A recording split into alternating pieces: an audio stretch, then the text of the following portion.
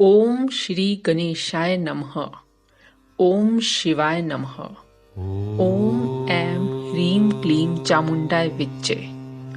आप सभी के हृदय में विराजमान प्रभु को मेरा नमस्कार है। आप सबको सावन के महीने की बहुत बहुत शुभकामनाएं। जैसा कि आप सभी को पता है कि शिव जी को सावन का महीना बहुत ही प्रिय है। इसमें थोड़ी सी भी पूजा करने से बहुत फल की प्राप्ति होती है। इसमें लोग शिव जी के व्रत रखते हैं सोमवार को, और प्रदोष व्रत भी रखते हैं।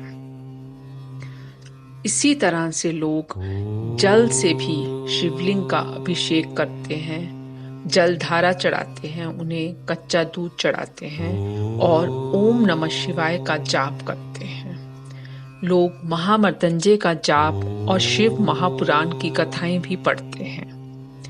कहते हैं सावन के महीने में जितनी भी पूजा की जाए उसका बहुत ही ज्यादा फल मिलता है। तो चलिए आज हम अपने महाशिव पुराण की आगे की कथा को बढ़ाते हैं। आज जो है हम शिव महापुराण में सती चरित्र की कथा सुनाते हैं, जो थोड़ी संक्षेप में है, पर बाद में हम इसी को विस्तार में आपको बताएंगे। नारद जी ने ब्रह्मा जी से पूछा कि हे ब्रह्मा जी, सदाशिव योगी होते हुए भी एक परम स्त्री के साथ विवाह करके गृहस्थ में कैसे चले गए, जो पहले दक्ष की पुत्री होती थी सती, वो फिर हिमालय के घर पैदा होके पार्वती बनकर किस प्रकार शंकर जी को प्राप्त हुई।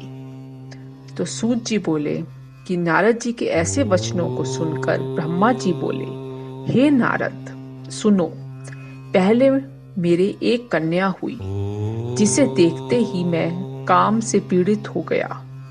तब मुझे रुद्र ने मतलब शिव जी ने धर्म का स्मरण कराते हुए मुझे मेरे पुत्रों के सामने ही बहुत धिक्कारा, और फिर अपने पुत्रों सहित मैं उन्हें ही मोहित करना चाहता था, क्योंकि उन्होंने मेरे पुत्रों के सामने बहुत ज्यादा अपमान कर दिया था। इसीलिए मैंने सोचा कि मैं उस अपमान का बदला लेने के लिए, शिव जी से जो मैं अपमान का बदला लेना चाहता हूँ, तो मैंने सोचा कि मैं शिव जी को भी मोहित करना चाहूंगा।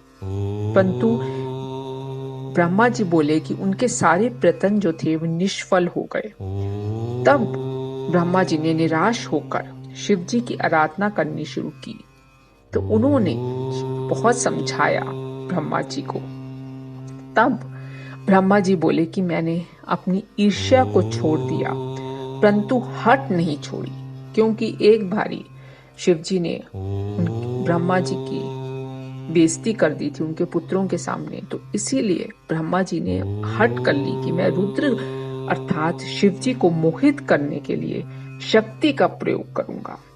शक्ति माने देवी, और अपने पुत्र दक्ष से आसिकी और उससे वीणी नामक कन्या से मैं सती को उत्पन्न कराऊंगा। सती जो कि बाद में शिव जी की स्त्री हुई, तो वह दक्ष सुता उमा नाम से उत्पन्न होकर कठिन तप करके रुद्र की स्त्री बनी।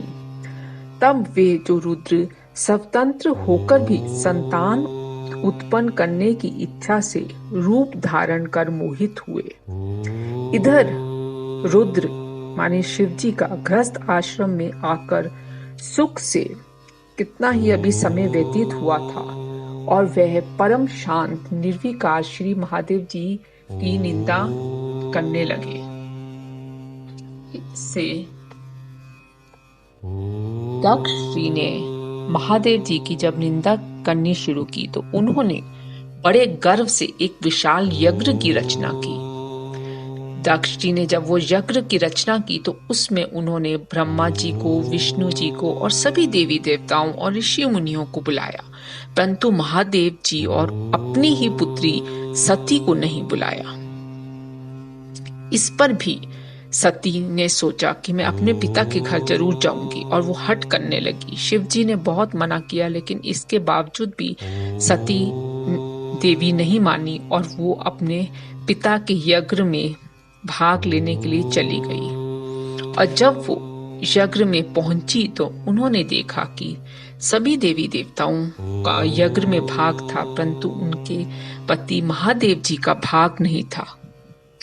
उनका कोई भी स्थान यज्ञ में नहीं था। और अपने पिता के मुख से रुद्र शिव जी की निंदा को सुनकर वो सहन ना कर सकी और ऐसा करने पे वे यज्ञ कुंड में ही गिरकर सती ने अपना शरीर त्याग दिया। यह समाचार जब महादेव जी के पास पहुंचा तो वो बहुत ही क्रोधित हुए और उन्होंने अपनी जटा में से एक बाल उखाड़कर वीरभद्र नामक अपने गण को उत्पन्न करके उसे आज्ञा दी कि तुम जाकर दक्ष के यज्ञ का विध्वंस कर दो, उसका यज्ञ का नाश कर दो। यह आज्ञा पाते ही वीरभद्र ने तुरंत वहां जाकर यज्ञ का विध्वंस कर दिया और सभी देवी देवताओं को भी भगा दिया वहां से और कईयों को मार कर वहीं यज्ञ में डाल दिया। ऐसे में सभी देवी देवताओं ने और विष्णु भगवान जी ने और ब्रह्मा जी ने जब शिव जी से माफी मांगी तो शिव जी ने फिर से दक्ष को जीवित कर दिया और उसका सत्कार कराकर यज्ञ संपूर्ण करवाया। उस समय जो सती की देह थी, शरीर था, उसमें से उत्पन्न ज्वाला पर्वत पर गिरी थी और वही पर्वत ज्वालामुखी नाम से प्रसिद्ध होकर आज तक पृथ्वी पर पूजित है। आज भी जिसके दर्शन से लोगों की सभी कामनाएं सिद्ध होती हैं। तदुपरांत वही सती दूसरे जन्म में हिमाचल के घर पुत्री रूप में प्रकट हुई और पार्वती नाम से प्रसिद्ध होकर उसने बड़ा कठिन तप करके फिर से श्री महादेव जी को पति के रूप में प्राप्त किया। तो चलिए आज हम सती का चरित्र यहीं पे समाप्त करते हैं और हम बहुत ही जल्द श्री शिव महापुराण के अगले अध्याय में आपसे मिलेंगे। तब तक के लिए आप सबको नमस्कार। अगर आपने अभी तक हमारा चैनल सब्सक्राइब नहीं किया है तो आप इसे सब्सक्राइब कीजिए और हमारे दूसरे वीडियोस भी जरूर देखिए।